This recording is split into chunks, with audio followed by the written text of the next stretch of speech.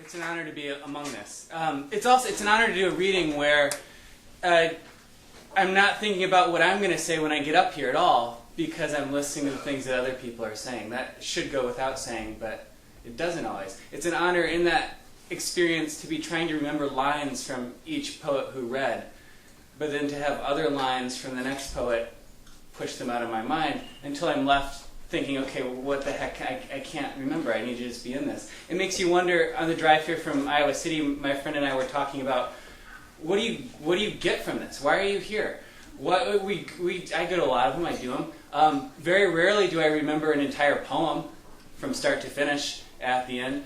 Sometimes I remember a phrase or a voice. Nate had a line about looking at an email 15 times to put it in the texture of the day. And maybe that's the answer, right? That we're going into the texture of the day, and we'll talk to each other afterward. Let's do that. That was one thing that sitting here answered for me, this question of what do we get from a reading? Texture of the day. The other thing it answered, this will be the last thing I say, then I'll just read some poems, was at dinner, my friends and I were talking about aesthetics. How do you teach them to a child, for example? Let's say we kidnap some children tonight, and we want them to learn about art. Come on over to my house. Not art as... I've heard about your farting kid. I don't know. Not art as art appreciation, as a swan that's less real than that swan that Nate mentioned in his poem. But art as ethics, as making something exist that didn't exist before and insisting on it. And the answer then seems simple. Well, you bring them here. Have them listen. So we'll talk more about stuff like that afterward. Thank you for coming out. It's nice. I feel fortunate that I get to read with these guys for the next couple nights other places and get to hear it more. This is from the new book.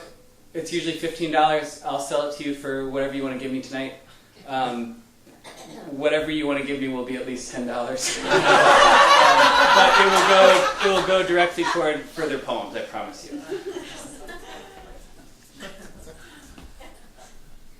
I had seen her many times by the lake, which was a metal I didn't know about, that she fixed strawberries to the surface of.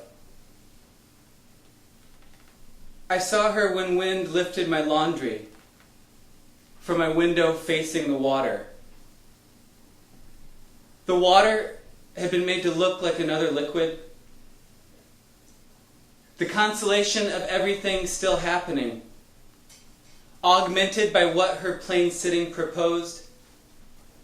I had seen that many times, past an occasional chainsaw, past my maps of deepnesses taped to the wall.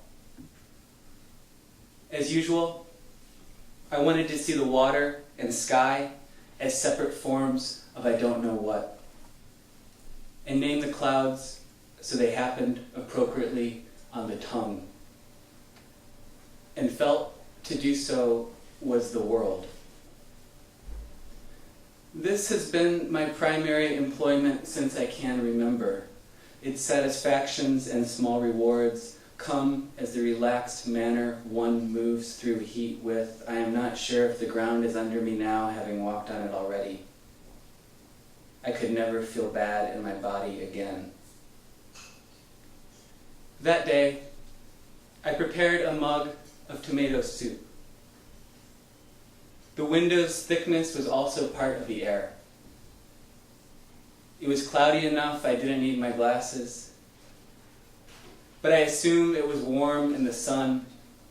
I assume yellow perch travel fastest when they are farthest from our lines. I assume the sun releases minerals at depths its heat does not consider. One couldn't want to read any book, though 2 or 3 are beside you.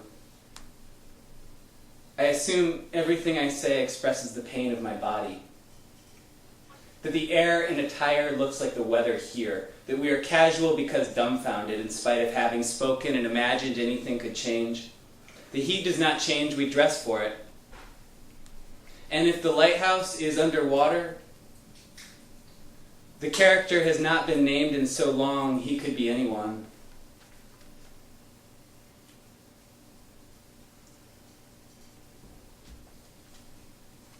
give it to you for less than $10. But it's pay what you will, so please will it. You know, the willing seems to matter. I'll just read several more from the beginning of this.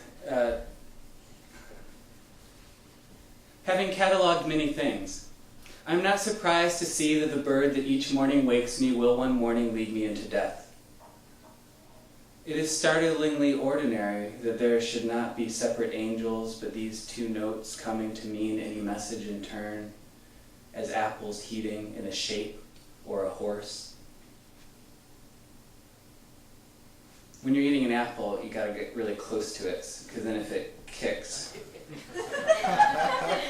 you'll be okay.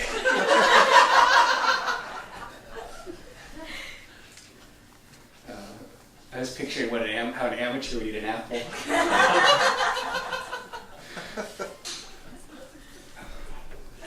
Should just do stand-up. Seriously now. I've tuned the piano so a certain chord is always nearly happening.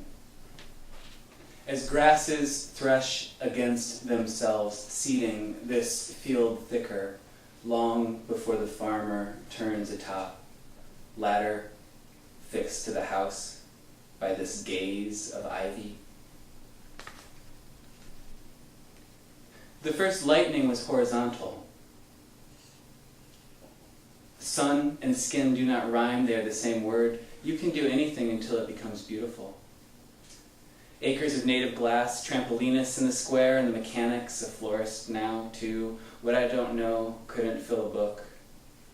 I stand under neon blazing between hot and dog. Then one day you see a street you know in a novel. The hour turns first inside itself. One applies lipstick to a reflection in the cigarette machine.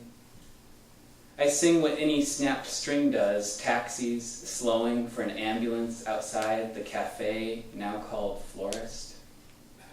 You can live like this for a while, remembering until some appetite seizes and you attend it or don't. But the presence of this ingredient activates all the surrounding flavors. I don't know what couldn't fill a book. Time to throw in the match. I'm at the end of my rope, but think how the rope feels. I watched a man shoulder a mattress shadows fell from. But this menu hardly mentions the camellias. I'm faking a fever so you'll touch me.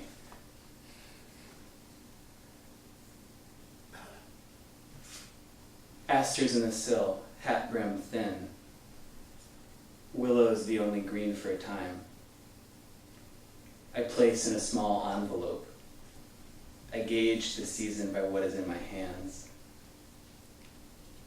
Asters in the sill, hat brim thin, willow's the only green for a time. I place in a small envelope. I gauge the season by what is in my hands. Thank you very much. Thanks.